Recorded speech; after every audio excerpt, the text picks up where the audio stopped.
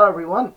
Yeah, so in this video, following on from the What If review, I suddenly realised the whole multiverse idea is kind of becoming more and more of a thing. So obviously within the MCU we've had a few things that have touched on it. So Wandavision, Loki, What If, a little bit in Shang-Chi,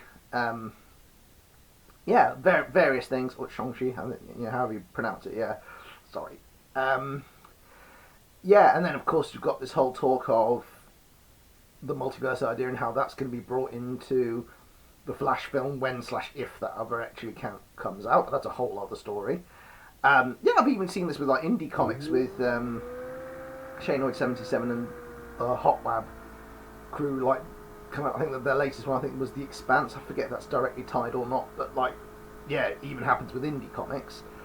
And it did get me thinking from a creative point of view, the multiverse as a concept, as something that you can write within the context of your story, within the context of other stories. Although I think for the purposes of this video, it's probably easier if I go with sort of more well-known examples, just to kind of keep this as simple as possible, because you're dealing with some pretty big concepts here. Also, straight off the bat, because we are talking about very specific examples from various things, there are going to be spoilers across the board here, completely. So if I mention a certain thing, it's up to you. I would argue, be wary. I'll try and remember to put a warning up, sort of talk about what we specifically talk about after I finish this, because knowing me, I'll end up sort of going into a bunch of examples I hadn't prepped for, although I have some kind of written notes more than I usually do on these things. So what this is going to be divided into is we are going to talk about the pros of the multiverse, and inevitably some of the pros and the cons will slip into each other. So if you're thinking while I'm talking, oh, hang on a minute, you've just discussed this particular pro, but you could argue on the flip side it's a con, we're most likely to get to that. But equally, like I say, once this video is finished, and if you've got some other points that you've thought of that you'd want to add to the conversation, by all means comment below. We can always kind of add this to future videos. You want this discussion to keep on going, and there's also a wider idea of kind of how you structure a story and whether or not you want to go down this route. Because I think in the case of crossovers, for example, you don't necessarily need a multiverse. So anyway, let's get to this.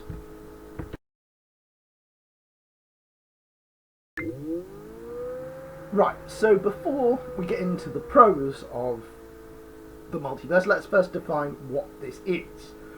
So essentially, within the context of a story, there is a set of events that happen, and broadly speaking, we consider these events to be the main continuity. For the sake of simplicity, we're going to say that and say it in a very sort of broad sense, this is the thing that happened. So using the classic example, people, the butterfly effect. So in the butterfly effect, when a butterfly beats its wings on one side of the world, there's an earthquake on the other side of the world. Now, in the multiverse, there's a situation whereby something happens where the butterfly doesn't beat its wings, and therefore the earthquake doesn't happen. And now you'd think at that point, well, isn't that good? But the thing is, there are various knock-on effects of a thing not happening.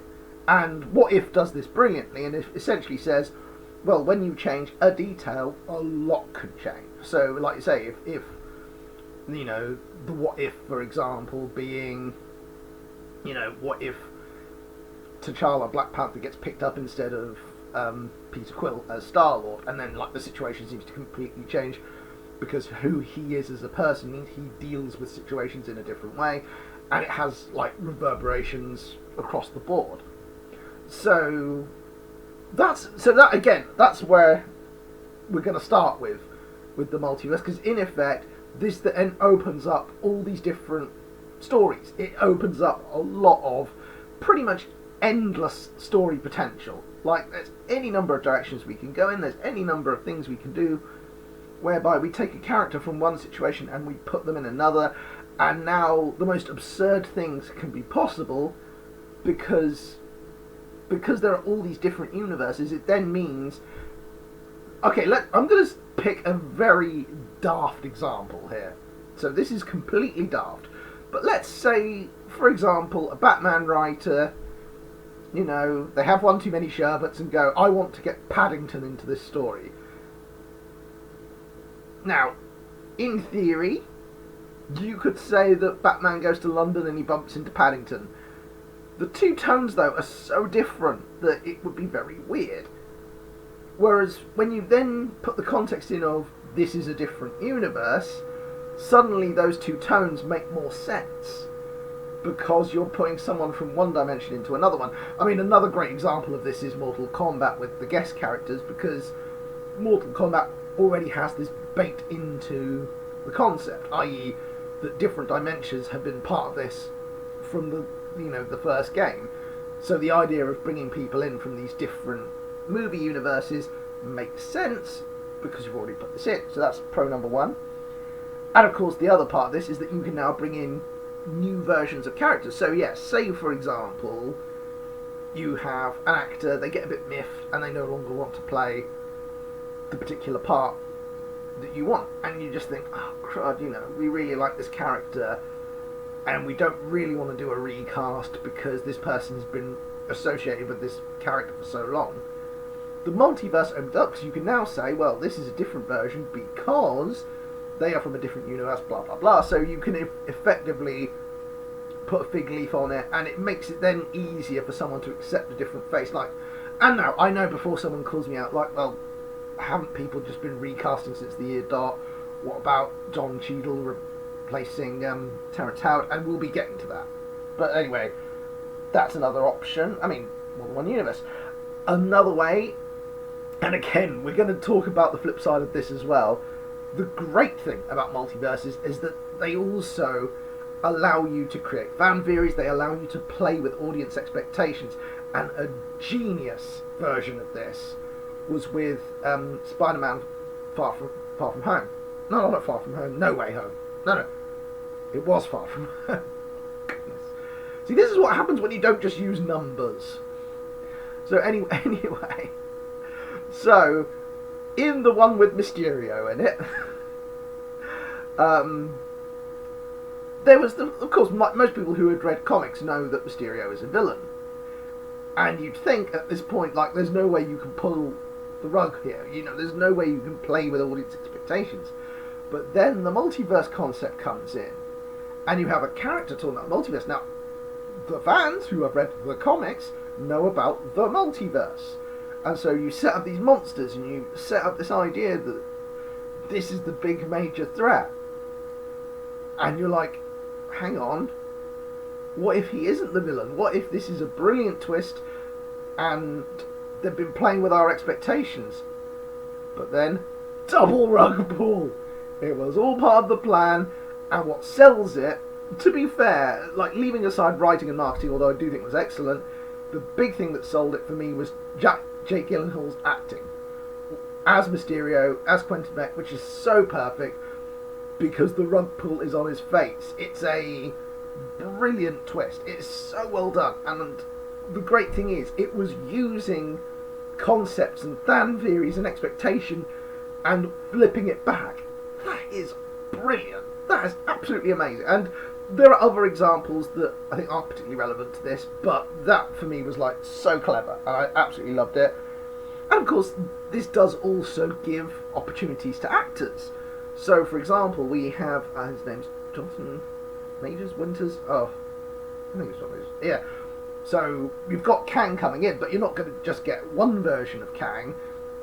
You can potentially get countless versions because of the multiverse concept. So if he pops up in different films, you still have the opportunity to use this type of character in different concepts and different parts, and it also means that the actor, it's a great invite for them, because in effect you've got the security of that long contract, but you still get to play around and do different parts. I mean, gotta say, that's about as sweet a deal as if I was a actor, I think I'd be like, yeah, thank you very much.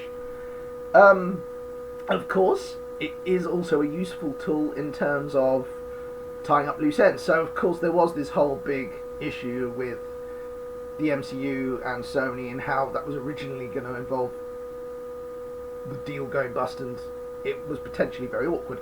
And then they managed the renegotiation. Now, of course, the upcoming Spider-Man No Way Home, which I now know is the third one, so if someone's corrected me in the comments, I hope you keep watching.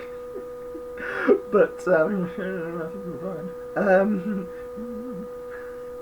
you know, it's useful because in effect you've set it up like different universes exist, and therefore this is a good way to tie up loose ends. You can effectively say, like, right, we've shut this particular door. It also means that you say that this, this door isn't, shut. So in effect, all parties get what they want from this, because it's worth remembering, everyone, that Marvel do not own Spider-Man. That this is effectively like a little lease hire, player on loan kind of agreement. It is not ownership. Like I say, it does also mean, keeping the door open because, you've got to be smart with these things. But yeah, that is, again, pretty smart. And another part of this, which again ties in with this film, is the fact that, like, actors who previously may not have been happy with their roles now get another shot. I mean, that's pretty cool as well, and good for them, because like I say, if it's an act, like for example, I love Jamie Foxx. I thought he was fantastic in Ray, and it's a bit gutting that he did not get the best shot with Amazing Spider-Man 2. So for him to get another shot and hopefully redeem himself, that would be awesome. I say redeem himself, he's a brilliant actor, but you know what I mean. And also the fact is, multiverses as a tool have been established. They are now a thing, people now know about it, and the great thing is, with Into the Spider-Verse, there was kind of absolute proof that audiences are smart enough to get what this is, they are smart enough to run with it, and if it's handled in the right way, everyone can get on board for the ride when it's done right. So, that covers the pros of the multiverse. But, perfectly balanced as all things should be, let's talk about the cons.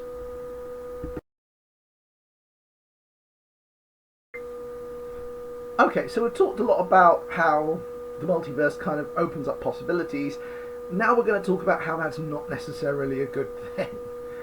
So the problem with having no limits is essentially that it then becomes very hard, because anything you can think of, there is always the danger that then someone sort of draws the back, sort of, oh, but what about this? What about that? But that also means that this could happen, ... And it opens up to the point where I think it could be very difficult to make something truly satisfying. And one of the criticisms of What If, which I don't know what you do about, was how, in effect, a lot of those stories were kind of open-ended, and it was only towards the end that there was a real kind of conclusion, and even then there was kind of teasers within that as well. And the danger is that it can make things really overcomplicated, and it does mean that you're trying to sort of explain these things as you go along, because effectively it's not just that you're talking about the status quo of a story, you've also got to talk about why this is different. And it does mean, in effect, you're sort of doing an additional layer of what you would normally have to do when you write a story, i.e. you explain the world you're currently in, and now you have to explain what this other world is. But in this situation, you're explaining the world, then you're explaining how this one's different, but also how it links. And like I say, even as I'm trying to explain this, it can get complicated. And there is a danger that this is something that, like I say, that people have to keep up with. Like I say, it has been established with Into the Spider-Verse. When you do this right, it isn't an issue. So, for example, if you clearly show the alternate characters with a different look to them, then it makes it easier to understand, oh, they're from a different universe, or this thing is happening, and you try and keep it reasonably contained, because the danger is, like I say, the more you open it out, the more people start asking questions, and as with anything, it's very difficult, and I sometimes get annoyed with like the more nitpicky side of these things, where it's like, oh, but what about this, but what about, it's like, trust me, when you write, you are not going to cover everything. So you're better off trying to do it in a way that, like I say, I don't know about setting limits as such, but kind of in a way that you accept that this is where the story takes place.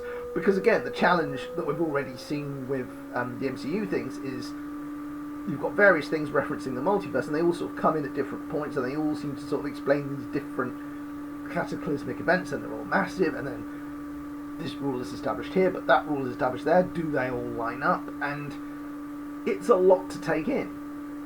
And I think likewise with DC, I mean, it's going to be a similar situation, like, because they're talking about very sort of disparate elements, and you're going to have to do a way to kind of make that work, but then sort of hopefully do it in a way where you can explain it and then move on, really. And of course, it should be said, crossovers do not necessarily need a multiverse for them to work. Because if you think about it, if you think about this in real life, for example, Avengers Age of Ultron partially filmed at the UEA, which was in Norwich. And a few years, you know, if you think about this, like, when these films started coming about, that thought did not come into my head. It would not make sense. It was something I made a joke about. So people can meet up in situations that can seem absurd, but they can work. If you can find the context, it can work. Like I say, you can have someone in the jungle and they come across a creature in the jungle. A person can go on a business meeting and meet this person, could go to a school and meet that character. Like, all of these things are possible, and they don't necessarily require a multiverse in order for that to work. It can still be weird, but the context can still... It doesn't necessarily need as much contrivance as you think. Next issue. Where do you go after you've done the multiverse story? Because the thing is, you can't do this forevermore. Because the problem is that we've... And again, using the MCU as an example, we started off with Iron Man, which was very grounded, very cool story, had a bit of satirical edge to it. And then gradually over time, it got bigger and bigger and bigger. And it's very difficult to then go back. So, for example, again, the problem we've had is that in between the big stories of your WandaVision, Loki, Shang-Chi, etc., you have Black Widow, you have Falcon and the Winter Soldier, and it's almost like you're asking people to go back to something that's more grounded, and I still enjoy them, I still think they're really good, but then it means people can think, oh, you know, these stories are slower, and I think it's not even necessarily that they're slower, it's that your expectations have been sort of set over here, and this is over there. And of course, we should also point out, with real-world delays and issues, these things that probably would have been scheduled out a bit more and in a different way, unfortunately did not go in that way. So, yeah, there wasn't a lot they could do about it either. These things still had to be released. So, there's that. And again, while we're here talking about WandaVision, false expectations. Now, I spoke earlier about how fan theories can be good in that people are engaging with your story, they're getting excited, it's like, oh, it could mean this, this and this, and oh, isn't this great? The problem is that you often see posts of, oh, if I don't get this thing, then I will be disappointed, and it's like, no, please don't say that. The reason I say this is because just because you don't get the bullet points of what you want, you could get every last bit of something that you want in a thing. So, for example, with the Snyder Cut, like, people wanted Martian Manhunter in there. Was that cameo really worth it? I would argue no. Like, again, feel free to disagree with me.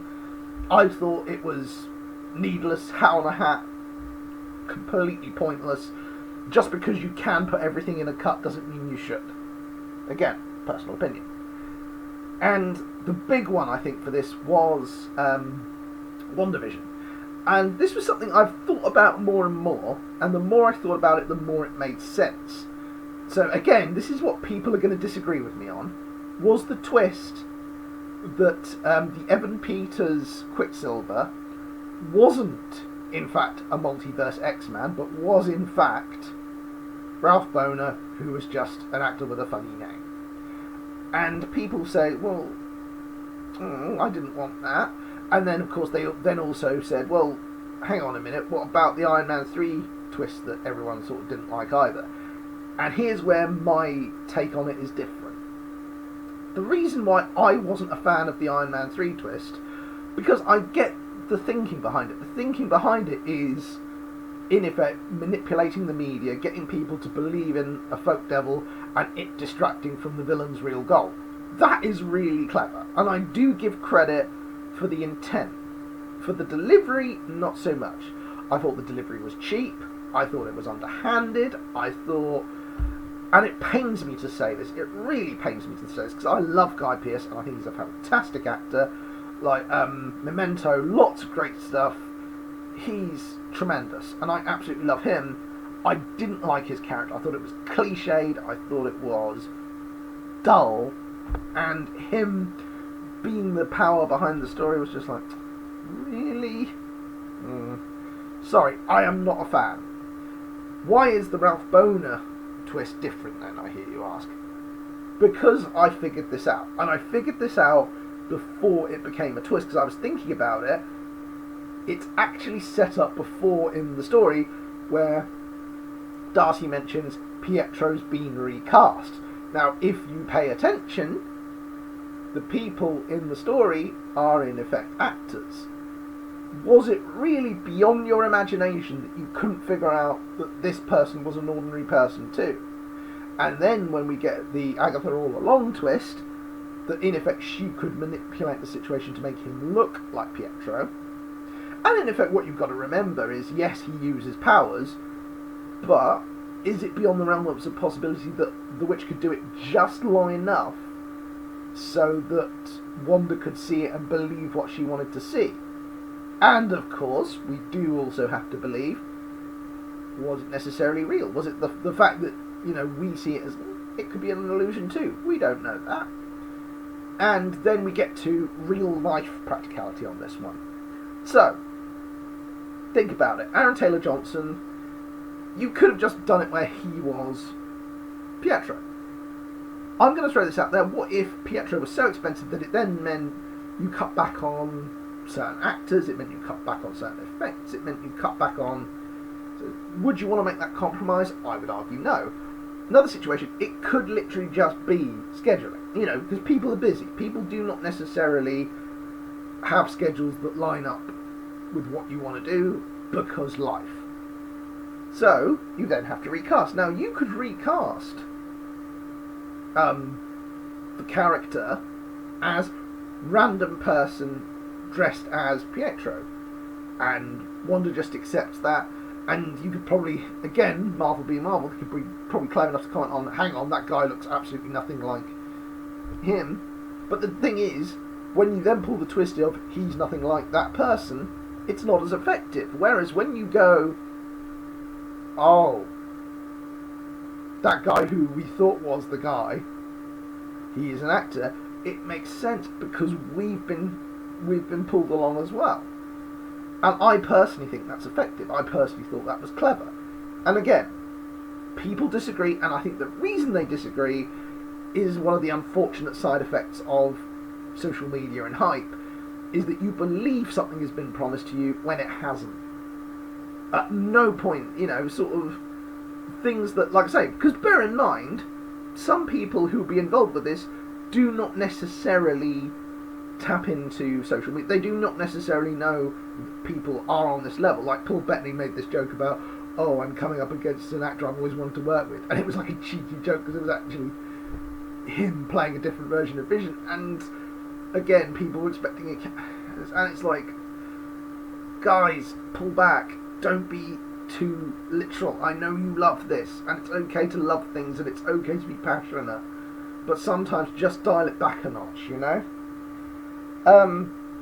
Yeah, and then again, going into this, because I want to kind of move on now, the other problem with Multiverse is that it could potentially be another way to remove threat. And again, the MCU, there has been this criticism that people don't really die, that they find ways to bring these characters back. The Multiverse is the cheapest way to do that, because you can literally pluck someone out from another dimension and go, right, there you go. As literally happened in a What If episode. And then, yeah, because then, are you going to do that for every story? Because potentially you could. Again, you then have to think of restrictions, and again, this could potentially complicate the story. Yeah, and You know, and like I say, it's this danger that, you know, this then makes stories more clustered up, more complex, because you then have to sort of legislate for all these different things. You know, yeah. Another issue that we have that seems to come up, and this isn't necessarily a bad thing, but do you really want to remind your audience of stories they didn't care for, or characters they didn't particularly like, and bring them back? Because again, that might not necessarily be a good thing.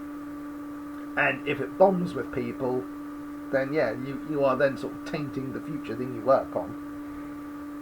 And, oh yes, a final thing I want to talk about, and I've talked about before, is this concept of the comics. So there is this idea that because something is established in the comics, therefore it has to be in there. So Adam Warlock was in Infinity War, the comic, therefore he's got to be in the film. No. There is no need, like, this idea that you have to adapt these things, absolutely not. If anything, one of the reasons why I think Iron Man was so great was it undercut, you know, one of the biggest superhero cliches of all, one of the things that people have an issue with, which was the whole secret identity thing. Now, of course, there are problems around that as well, which I'm aware this video's going on, so I won't go into that.